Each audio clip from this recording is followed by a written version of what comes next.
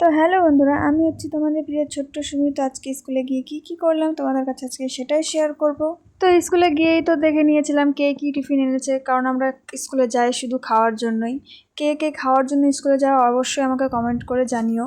তো মেঘা বললো যে তুই যা বানিয়েছিস একটু খেয়ে দেখি কেমন হয়েছে, তো রিভিউ দিবে বললো। তাই বললাম ঠিক আছে, খেয়ে দেখ কেমন হয়েছে, ভালো রিভিউ দিবি, কারণ খারাপ দিবি না, কারণ আমি বানিয়েছি যেহেতু বলে কথা।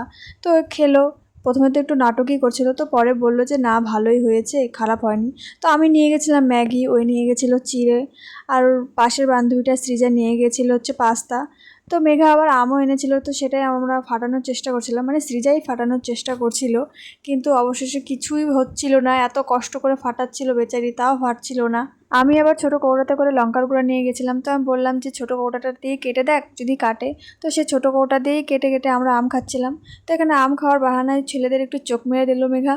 তারপরে তো আমরা দুজন মিলে হিন্দি কথা বলার চেষ্টা করছিলাম। তো তোমাদের আর আমি হিন্দি কথা শোনালাম না, কারণ আমাদের হিন্দি কথা শুনলে হয়তো তোমরা পাগল হয়ে যাবে, কারণ আমরা এত সুন্দরভাবে হিন্দি কথা বলতে পারি। অনেক চেষ্টা করেছিলাম হিন্দি কথা বলার, কিন্তু আমি যেটুকু পারছিলাম মেঘা সেটুকুও পারছিল না। তো মেঘার দরকার ছিল, তাই মেঘা বাড়ি চলে যাচ্ছিল।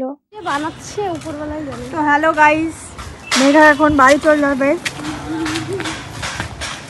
সামনে ক্যামেরা করে কি আর আমরা দুজন এখন থাকে যাবো, আমরা গিলতে যাচ্ছি। ভিখারি গাইস, আমি টাকা পয়সা আনিনি তাই। তারপর মেঘাকে গেট অবধি আগিয়ে দিয়ে এসে আমি আর সৃজা মিলে প্যাটিস খাচ্ছিলাম। প্যাটিস কিনে এনেছিলাম পাকোয়া থেকে। তো আমাদের এই পাকোয়া স্কুলে কে কে পড়ো আমাকে অবশ্যই কমেন্ট করে জানিও। তারপর স্কুল ছুটি হয়ে যাওয়ার পর যে যার মতন বাড়ি চলে আসলাম। তো আমার মিনি ব্লগ এখানেই। যদি আমার মিনি ব্লগ ভালো লেগে থাকে তাহলে আমাকে সাবস্ক্রাইব করো, লাইক করো, শেয়ার করো। টাটা।